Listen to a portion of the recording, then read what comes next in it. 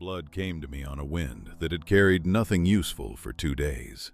It was faint at first, a thin iron smell beneath the cold resin of spruce and the old mineral breath of snow.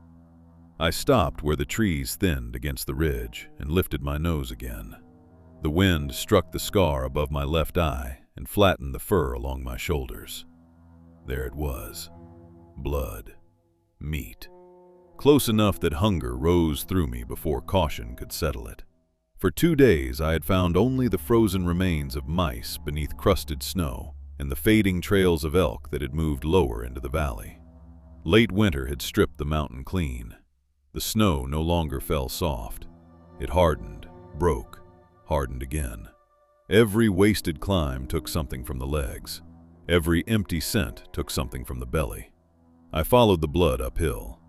The slope opened beneath a wall of gray rock, wind-scoured and steep. Below the ledge, in a hollow where snow had gathered, lay a young elk. Its hindquarters were opened. One rib showed pale through dark meat. Snow and broken spruce tips had been scraped loosely over the body. I stopped before my tracks reached the hollow. A kill covered that way had not been abandoned. It had been hidden. Hunger pressed me forward 1 step. The smell was heavy now, warm beneath the cold covering, rich enough that saliva gathered in my mouth. Then a small sheet of snow slipped from the ledge above the carcass and struck the elk's flank. Nothing moved after it. I looked at the rocks. Gray stone, drifting snow, a few bent branches above the shelf. No shape I could separate from the mountain, but the meat was below it, and something had placed it there. I moved away from the hollow until the wind reached me from the carcass before it crossed my trail. I kept to the shadows of the spruce, placing my paws where needles softened the crust. The kill remained in sight through the trunks. The scent became clearer from below. Elk blood, cold gut, crushed boughs, and beneath them the sharp, dry mark of a cat. A cougar had made the kill. It might have fed until daylight and gone higher to rest. It might have been lying above the hollow with its belly against the rock, watching my tracks form in the snow. A cat could wait without warning. It did not need to show teeth across distance. It let closeness make the decision. I should have left.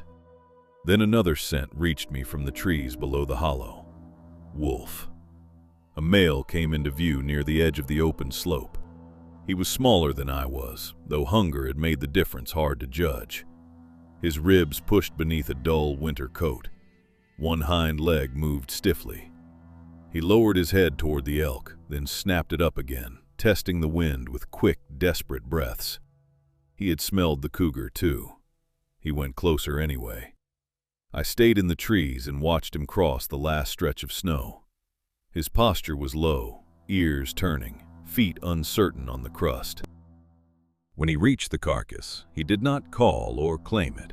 He seized a strip at the exposed flank and pulled. The sound of tearing meat reached me clearly. My stomach tightened so hard I shifted my weight without meaning to. The male froze. His head turned. His eyes found the dark space beneath the spruce where I stood. For a long moment, neither of us moved. The carcass lay between us, more food than either of us could quickly consume, and less safety than either of us needed. His lips lifted enough to show the warning in his mouth. Not courage, not possession. Only the narrow line hunger draws when retreat begins to feel worse than pain. I did not answer him. I did not need his meat badly enough to fight for it, but I needed some of it badly enough not to leave. Snow gathered in the air, fine and dry. It crossed the clearing in veils. Soon it would blur the trail of the male, my own tracks, and any sign left by the cat. The wind had offered me food and hidden the price beneath it. I eased from the spruce, not toward the male's head, but toward the far rear quarter of the elk. A mouthful, a torn piece, then distance. The other wolf swung around, stiff leg planted badly in the snow. A low sound came from him, too weak to fill the slope, but enough to tell me he would not let me take food without risk. I kept walking. The hollow swallowed the wind. Close to the elk, the smell of blood filled everything. I could no longer find the cat beneath it. That was my mistake. The male lunged once, short and hard, more warning than attack. I stepped away from his teeth and felt the crust break beneath my front paws. Neither of us committed. A fight would open flesh. A fight would steal heat. Even if I drove him from the kill, I would still be standing where a cougar had buried its food. For one breath, we stood with our heads low over the carcass, measuring the smallest opening. Then the wind turned down from the rocks.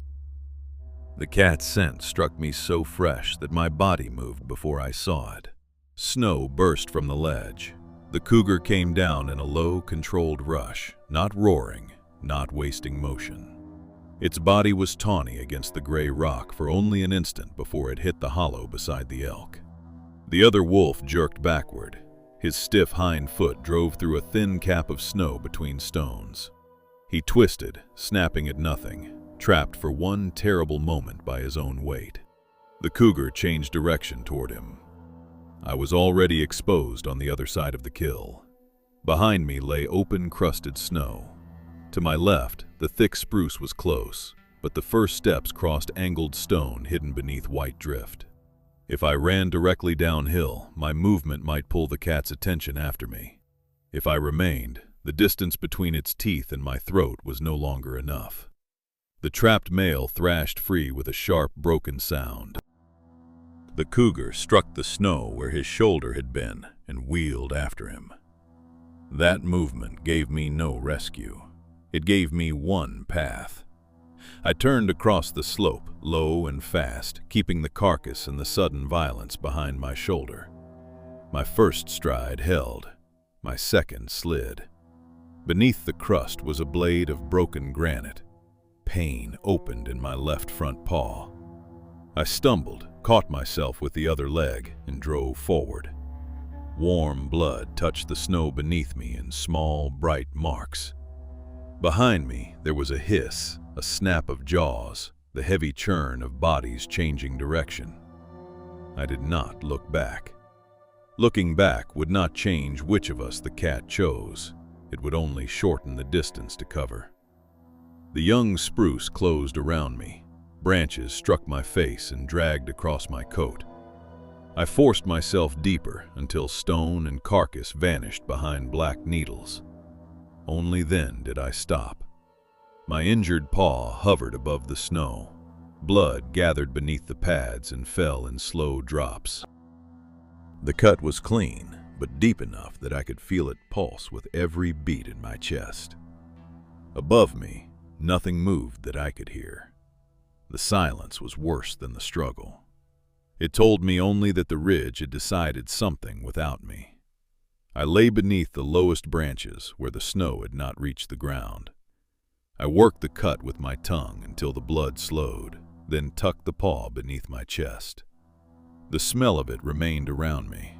A small wound in a hard season could become a trail. It could become distance I could no longer cross.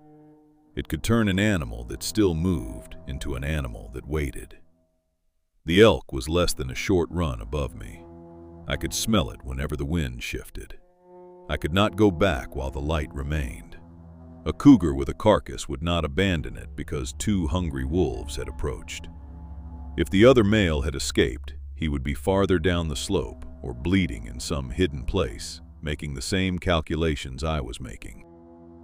If he had not escaped, the mountain offered no answer I needed to seek. Snow fell steadily through the afternoon. It softened the sharp red marks I had left between the hollow and the trees.